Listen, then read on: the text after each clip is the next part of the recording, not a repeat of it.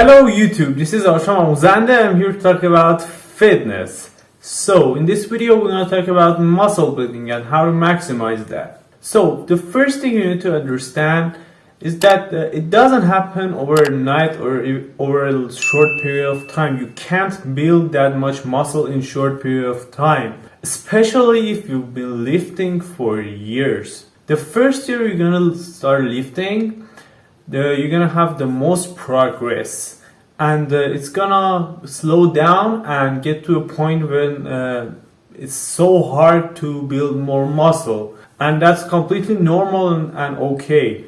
In this case we're talking about natural lifters, not steroid users, and how it naturally works. So we train muscle and we use strength training to get muscles to failure.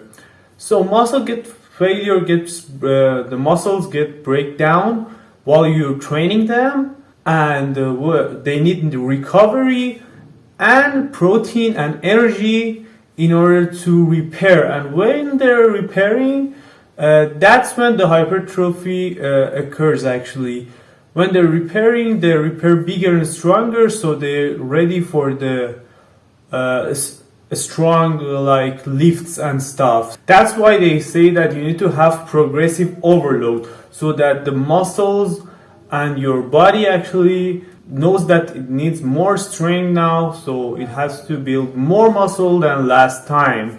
So in order to build muscle, you need to get your muscles to failure, and you need protein. You need enough protein. How much is enough protein? Probably 1 gram per pound per body weight daily is a good amount for muscle growth.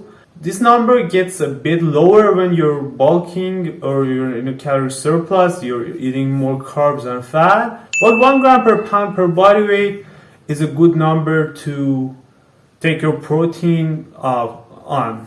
And you need recovery. You need to make sure that you have enough recovery time, rest time for each muscle between the time you're training them, depending on the training volume and how much you're pressuring the muscle, how much you're tearing down the muscle.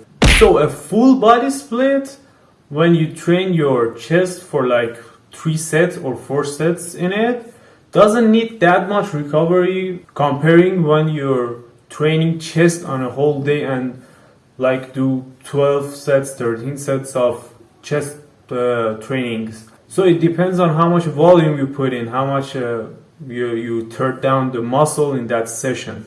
My best suggestion for you that works best for me is to hit each muscle twice per week, and that way you get good recovery and you get to actually train each muscle group 2 times per week. The amount of volume you put in does matter too. Depending on which muscle group we're talking about, if we're talking about big muscle groups, 8 to 12 sets per week is going to be enough probably. And for smaller muscle groups, maybe 6 to 10, even 4, it's going to be enough per week. You need to make sure that with each single set you're getting as close as possible to failure, so that the muscle and your body would know that it needs more muscle for next time, it gets stronger. You need to perform progressive overload, like do 1 more rep, 2 more reps with the same weight, or go heavier with the same number of reps. You also need a good night's sleep in order to balance your hormones and give your muscle time to repair and recover.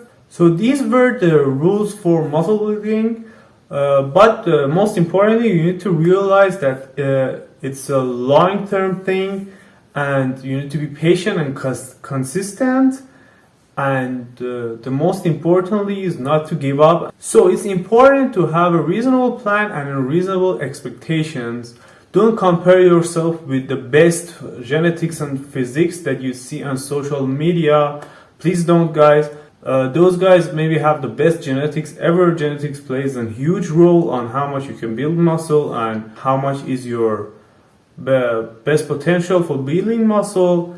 And a lot of them take steroids as well, so that helps them too. So have reasonable expectations. You need to try to be the best that you can be. So guys, I hope you liked the video. As you may know, I just started this channel recently. It would be a huge help and support if you guys subscribe, like, and leave a comment down below. Thank you.